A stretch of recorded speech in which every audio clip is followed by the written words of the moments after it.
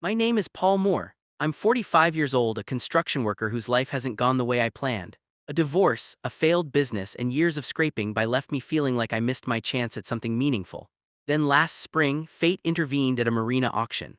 An abandoned 62-foot yacht called the Meridian was listed for less than the cost of a used pickup.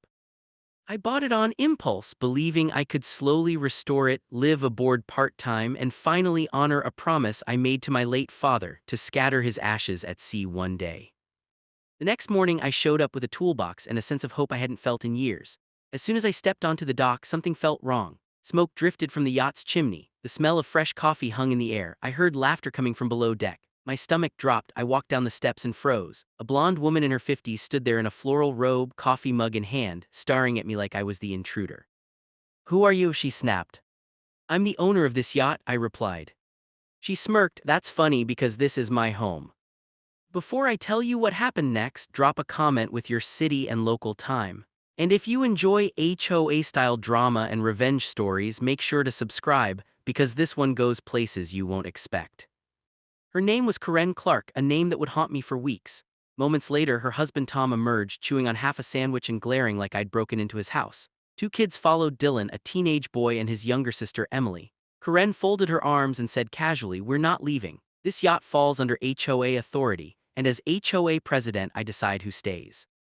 HOA, a word I thought only applied to lawns and fences. Apparently Harborview Marina had one too. The Harborview Marina Homeowners Association, ruled by Karen Clark herself. I calmly explained I'd bought the yacht legally and showed her the title and bill of sale. She didn't even glance at them. "Paperwork is cute," she said, "but this vessel was declared abandoned years ago. It's community property now. You're trespassing."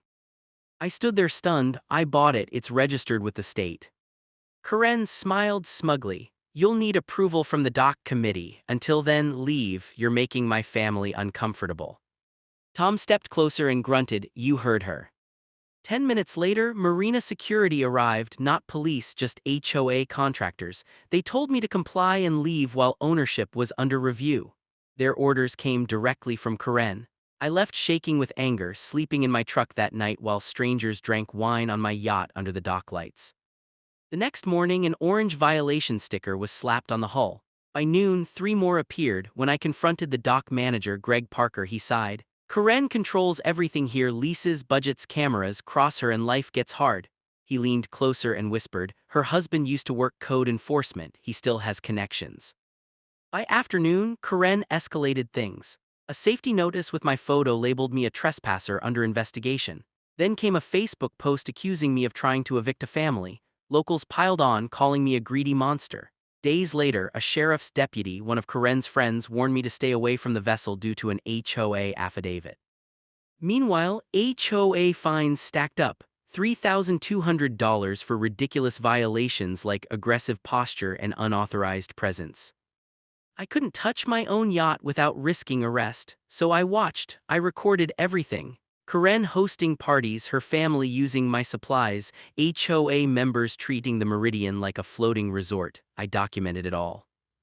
At the county office, a clerk confirmed the HOA had filed abandonment paperwork backdated. That was my breaking point. Instead of lashing out, I decided to play smart. I requested 5 years of HOA bylaws and meeting minutes. Karen laughed, confident and untouchable. As I left, I casually mentioned her Airbnb listing, $450 a night. Her smile vanished. That's when I knew I'd found a crack. I dug deeper. The HOA's water lease had expired 6 months earlier. Legally, they had no authority over the docks. The Department of Coastal Management confirmed it in writing. Then my friend Miguel uncovered the Airbnb listing, my yacht, rented under a fake name, profits supposedly funding the HOA. I installed a hidden camera and captured cash payments, guest turnover, and HOA members helping run the operation. Things escalated fast. Records revealed Karen had been listed as the prior owner's caregiver and life insurance beneficiary. The yacht had never been abandoned. It had been seized. We handed everything to a maritime attorney and the Coast Guard. Investigations began. Karen went silent. Then one morning, I caught her husband untying the yacht, claiming an HOA safety relocation. My lawyer filed an emergency injunction. The judge approved it the same day. When Karen saw the paperwork taped to the hull, she finally looked shaken. The Coast Guard confirmed multiple complaints against her HOA. Surveillance footage later showed board members removing items from the yacht at night, clear evidence tampering. the case turned criminal. Karen thought she was fighting a powerless construction worker. What she didn't realize was that patience, documentation, and truth are far stronger than intimidation.